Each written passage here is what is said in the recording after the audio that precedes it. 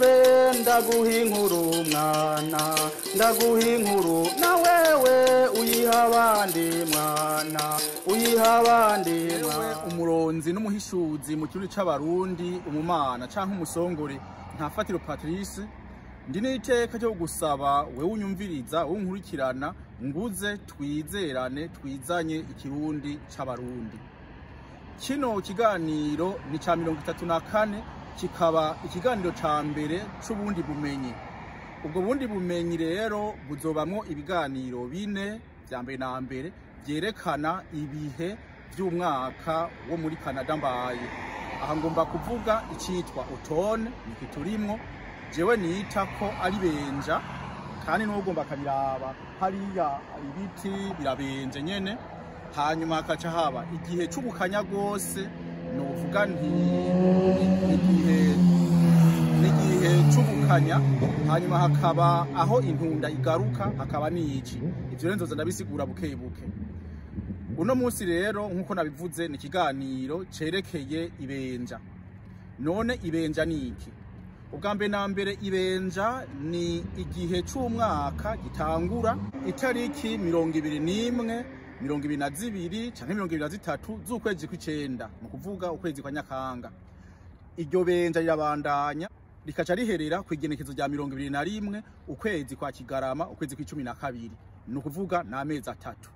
Muri Amerika ya ruguru ni Buraya niho biba itariki ya 21 22 23 ukwezi kw'icenda.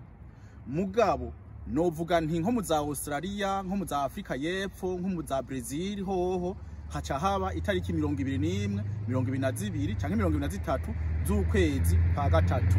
Nukuvuga iki ni gihe nkunda gose kuko narirya arico jewe nsa nkuko navukiyemo. Neza na neza rero ico gice c'umwaka kirangwa niki?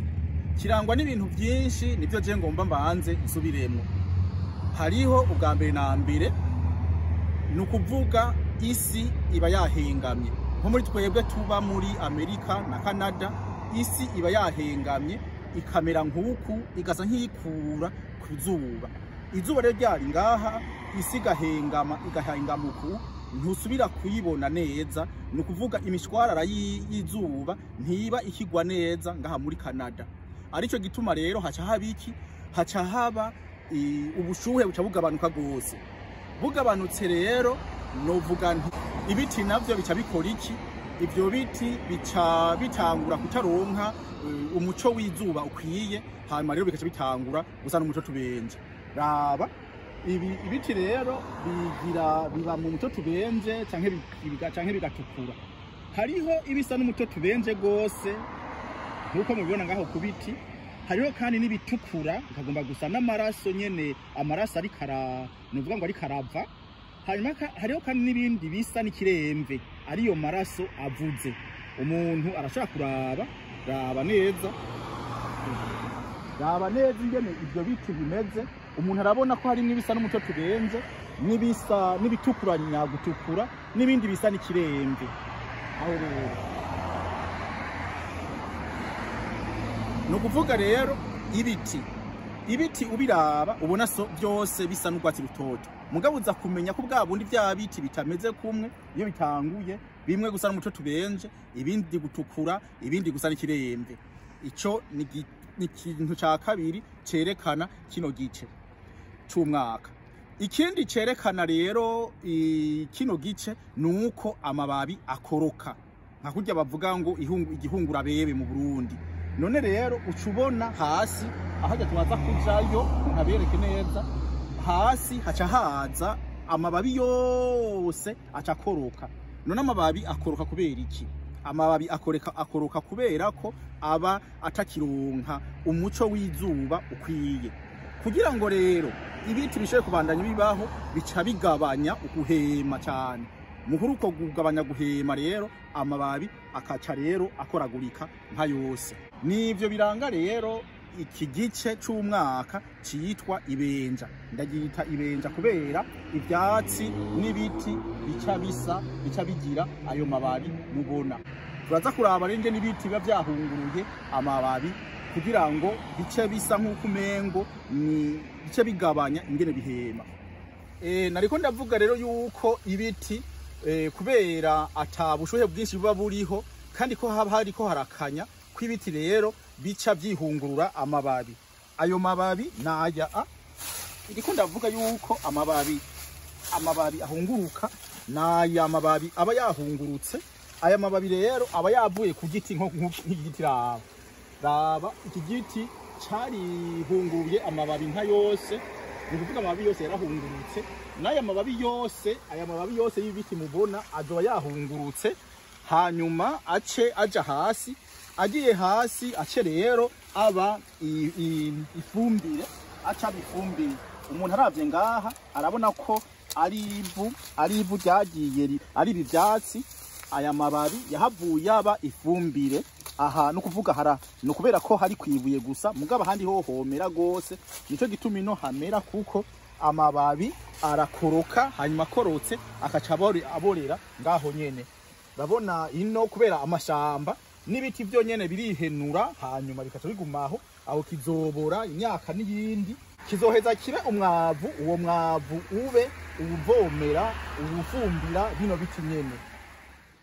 Ikindi kiranga iremba nuko kurya ko ibiterwa mwese murabizi ntivyerera rimwe. Urashaka gusanga urunyanya hariho igice kimwe ceze kare n'ikindi kiteze kare.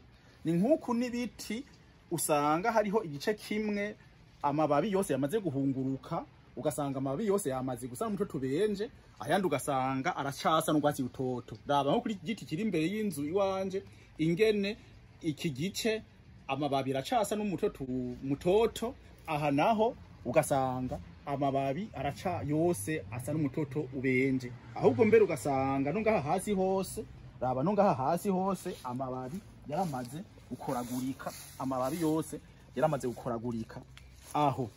Ikindi rero nagomba kumenyesha kiranga iremba nuko hariho inyoni.